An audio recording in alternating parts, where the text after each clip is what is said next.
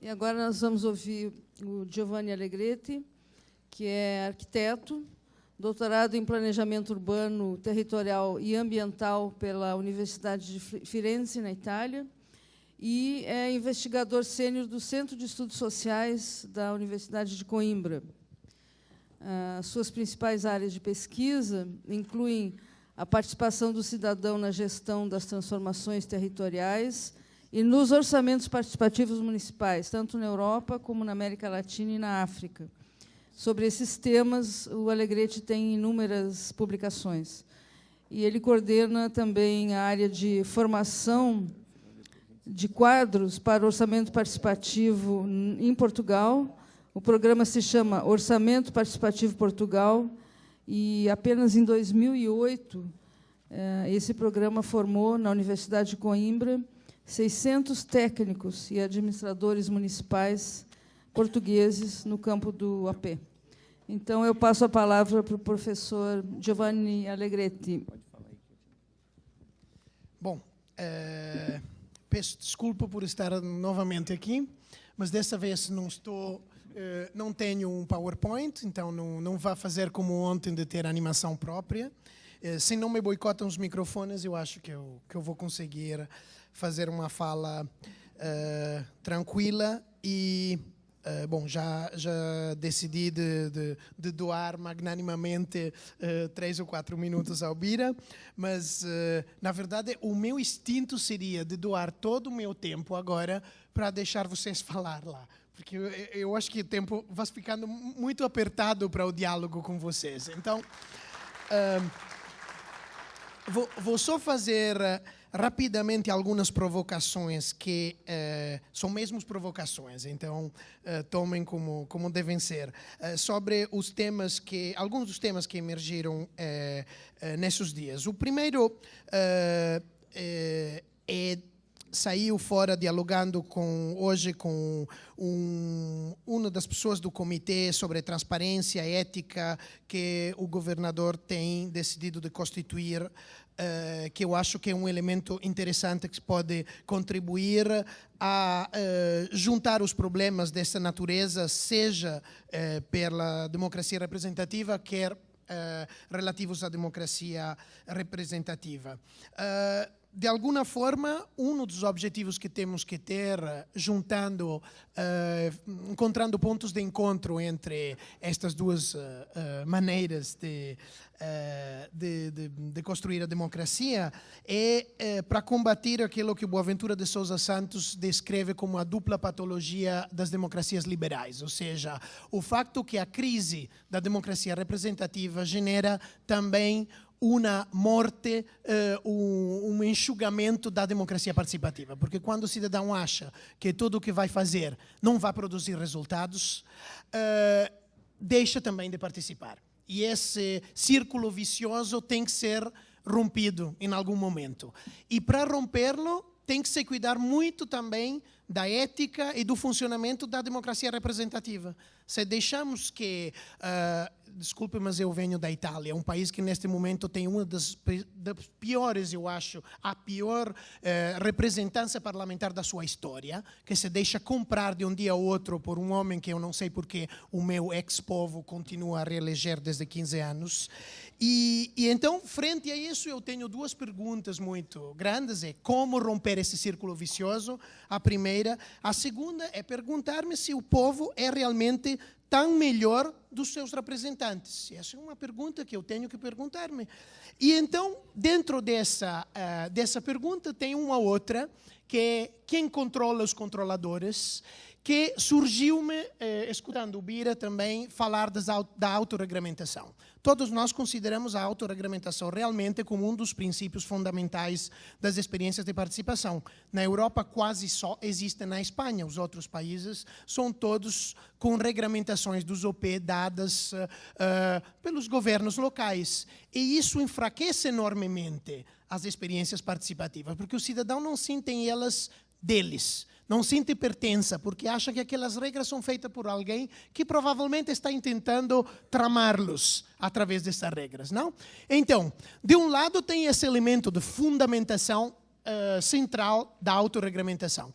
E do outro, eu continuo a ter a dúvida quem controla os que constroem a autorregulamentação, porque ter uma visão mitológica do cidadania, dos cidadãos e das cidadãs, como todos bons que vão fazer regras maravilhosas para o interesse público, é um horizonte romântico que está cheio de riscos. Eu vou dizê-lo com um exemplo muito prático. Através da autorregulamentação, podem passar coisas que reduzem os processos a algo pior do que era o ano passado. Temos muitas experiências positivas de autorregulamentações, toda a aprovação dos critérios sociais em muitos orçamentos participativos é uma coisa positiva. O ano passado, em Sevilha, a autorregulamentação permitiu aos crianças de 10 anos para frente de poder votar no OP. Por 5 anos, a autorregulamentação não conseguiu aceitar os jovens como votantes, mas apenas como proponentes. Bom, eles juntaram uma massa crítica de professores, de pais, que foram todos lá na autorregulamentação, e o ano passado já as crianças votavam. E eu fui lá a seguir algumas assembleias de Sevilha, era uma coisa maravilhosa ver as crianças que discutiam como adultos, frente aos adultos, e convenciam da proposta, e se não convenciam, estavam todos juntos para votá-las. Bom, mas tem o outro lado. Tem o lado de quando as pessoas se organizam para fazer passar na autorregulamentação critérios que pioram o processo. Por exemplo, eu acho que temos que perguntar-nos se a medida que passou no tempo, em alguns orçamentos participativos, de eliminar a ideia que os conselheiros e o delegado do OP não pudessem ser reeleitos, com o tempo não vai criar feudos. Lideranças que são sempre as mesmas, profissionais da participação, e se todos os cursos, como agora tem o Capacitapoa aqui a Porto Alegre, para formar as lideranças, no final não formem sempre as mesmas pessoas, porque se as mesmas pessoas são representantes, serão sempre os mesmos que são formados. E como é que se espalha o conhecimento dessa maneira? Então, eu me pergunto se não pode ter um sentido também chegar a um momento em que a autorregulamentação tem que se confrontar com uma carta de princípios, com uma constituição do OP que torne impossível voltar para trás. É uma coisa pequena, mas Lisboa, quando criou o seu OP, criou uma carta de princípios, onde está escrito o que se quer obter com o OP. Agora, se nós escrevemos no OP, na carta de princípios, na constituição do OP, no primeiro ano, que nós queremos que o OP avance, por exemplo, na destruição também de algumas dinâmicas perversas sociais em termos de clientelismo. Porque o clientelismo não é só a relação entre os políticos e sociedade. Existe um clientelismo interno à própria sociedade, que é, eu junto um grupo de 400 pessoas que votam para a minha creche e vou prometer 2 vagas de professora dentro da creche, aquelas mais que juntaram 40 pessoas. Isso é clientelismo exatamente igual, é o anticâmara, o saguão do clientelismo político. Então, se não pensarmos a isso, estamos a fazer uma obra de grande romantismo, mas que depois faz com que o OP volte para trás. Agora, a pergunta, fica em aberto, eu não tenho uma resposta, é quando os princípios da autorregulamentação, ao 3º ou 4º ano, começam a ir contra a Carta de Princípios, como é que vamos resolver o assunto? Quem é que vigila, como é que se diz? Que vigia sobre esta transformação que é um retrocesso? E deixo em aberto a provocação. Obviamente é fácil lançar a provocação e não saber a resposta, mas bom. Mas temos que romper estes que são verdadeiros tabu. Um segundo tabu é sobre o tema da realização e rendição de contas sobre o que vai acontecer. Ontem tenho dito que já chegamos finalmente na Europa à ideia que o OP não é um ciclo de discussão, o OP é um ciclo de discussão e realização, e se não tem realização, não vai ter mais a discussão também. Não? É na dinâmica da dupla patologia das democracias liberais. Não? De alguma forma, temos que refletir sobre esse elemento. Como é que garantimos que as coisas não só sejam prometidas e codecididas, mas também realizadas? Porque, na minha experiência pessoal, em 14 anos que trabalho com OP, é que é melhor ter um OP com menos decisão, mas que se realize todo, do um OP que promete muitas coisas e depois não consegue fazê-la. E quando se acumulam dívidas, como é que nos comportamos? Porque agora esse governo desse estado está com o problema que o governo de Porto Alegre teve em 2005. Se existe um determinado momento uma dívida, e se temos a coragem de admiti-la, se temos a coragem de admitir logo as dívidas, vamos conseguir uma solução mais facilmente que se não nos pomos o problema da dívida e um dia nos encontramos com 1000 obras de dívidas e lá bloqueamos um processo. Então, como nos comportamos frente a isso? Eu estava pensando que no município de Roma teve um ano de paro do OP, eu acho que é nos 2007, chegou um novo prefeito dessas subprefeituras de Roma 11, que era da mesma cor política do anterior. Ele parou um momento, porque viu que no início do OP não tinha muita gente e perguntou-se por que não tem mais pessoas, não gostam de mim, gostavam do antecedente. Não, descobriu que era uma questão de obras não feitas. Então, parou um momento, fez uma análise de todas as obras prometidas no passado e daquelas feitas e se deu conta que aquela não feita não poderia nunca ter sido prometidas, porque a obra que saíam das competências daquele nível institucional, que saíam da capacidade econômica e uma série de coisas que tinham sido prometidas sem dever serlo. Então, frente a isso, a coisa melhor que ele pôde fazer era parar-se e pedir aos cidadãos o que vamos fazer agora. Anulamos essas promessas e vamos para frente prometendo coisas mais realistas ou vamos tentar fazê-la com uma complicação enorme que é a risco de não ser realizada. Eu acho que um pouco isso aconteceu esse ano também no OP. Teve negociações, que eu saiba, posso errar alguns detalhes, mas negociações com o Conselho do Orçamento Participativo para ver o que fazer com a dívida reacumulada, porque se continuou a acumular dívida, de obras, e se continuar a prometer novas obras e a decidir novas obras, ou em começar a concentrar-se sobre as obras acumuladas e, por exemplo, continuar a decidir só em alguns setores, não? Isso pode ser uma maneira, uma sugestão também para o Estado, que agora se encontra frente a acumulação, como se diz, de obras da consulta popular, não? E podemos parar, a zerar, dizer, podemos fazer coisas diferentes. Um é parar e dizer, este ano não vamos fazer nenhum processo participativo, vamos a realizar o que foi acumulado na consulta popular. Segunda coisa, poderia ser dizer, não importa, a consulta popular não foi feita por nós, não é culpa nossa, então zeramos e recomeçamos de zero. Qual seria, nesse caso, o risco? Que perderíamos um ano, porque sairiam fora do novo processo participativo com muita gente desiludida e tal, então com pouca gente participante, sairiam as mesmas obras que saíram na consulta popular e que não foram feitas. Então, provavelmente a solução está no meio.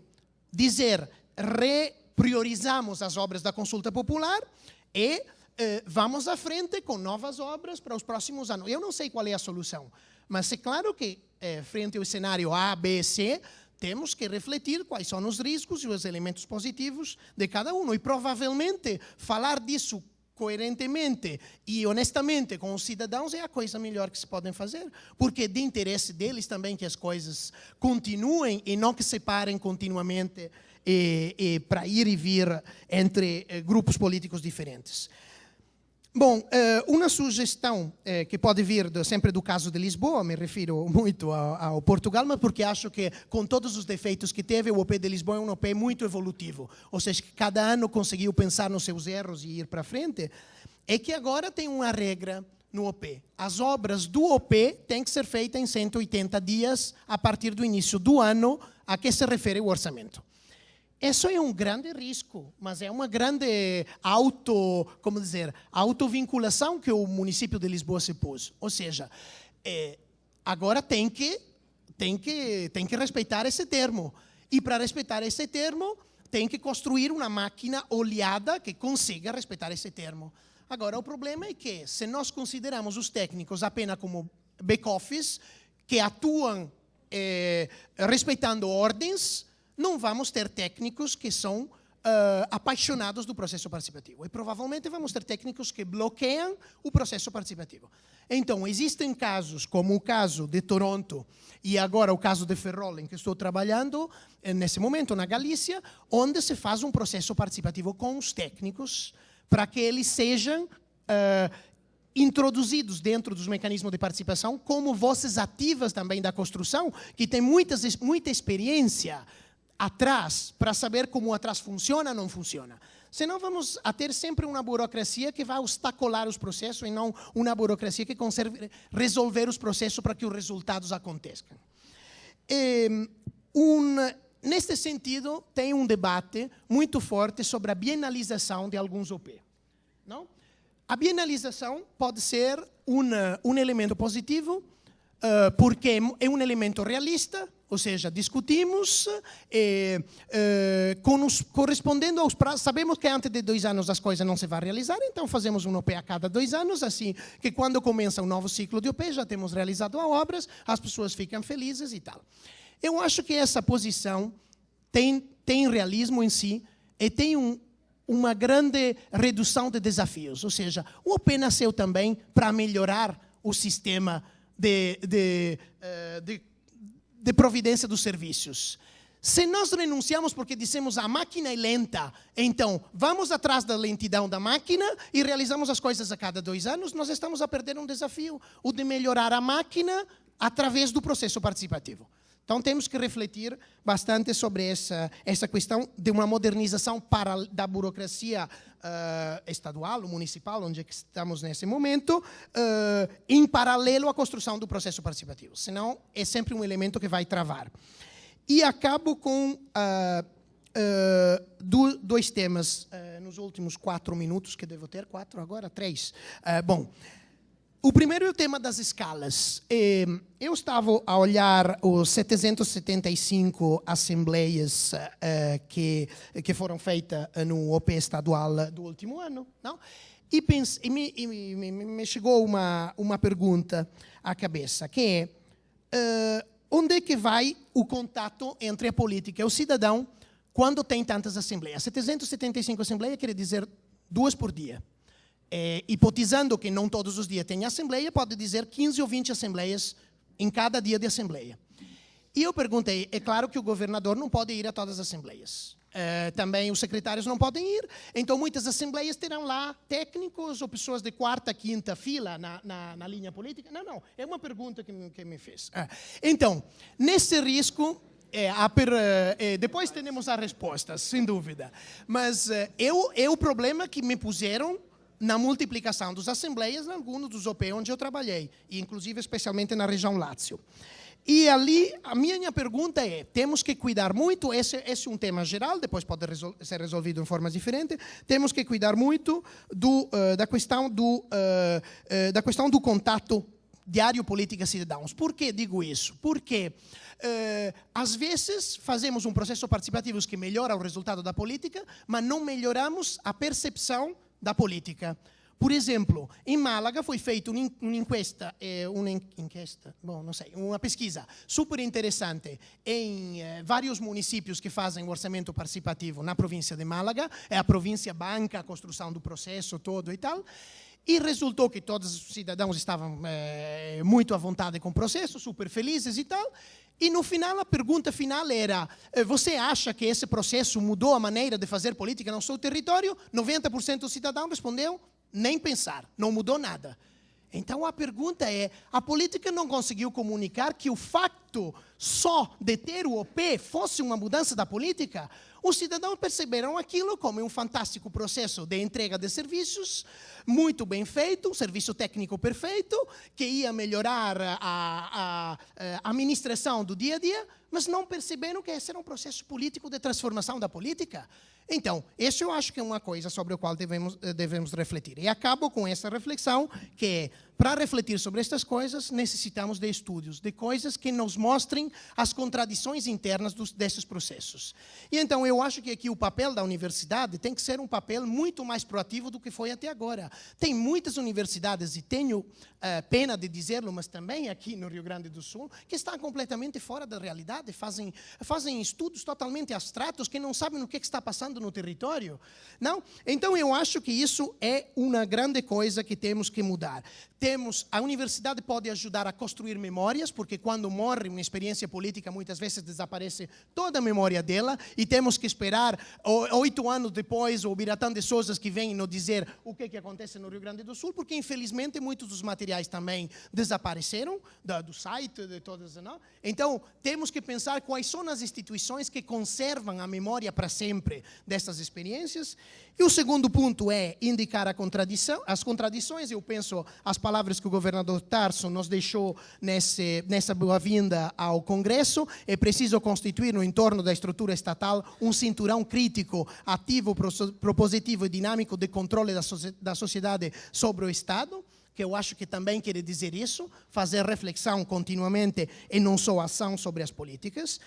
E bom, por exemplo, o tema que hoje o Yves Caban lançou do bogotômetro, que poderia ser o rio-grandômetro aqui, ou o porto-alegrômetro, são processos interessantes na medida que o processo de Bogotá pensou uma coisa interessante. Nem sempre tudo que é bom na realização é bom igualmente, sim, na percepção. Ou seja, às vezes, como dizia na análise de Málaga anteriormente, às vezes fazemos coisas maravilhosas e as pessoas não chegam a fazer o clique que liga aquela coisa a uma percepção positiva. Então, eu acho que trabalhar em cima das percepções é fundamental de qualquer processo de participação. Peço desculpa pelo tempo a mais e agradeço a vossa paciência em escutar provocações. Tchau.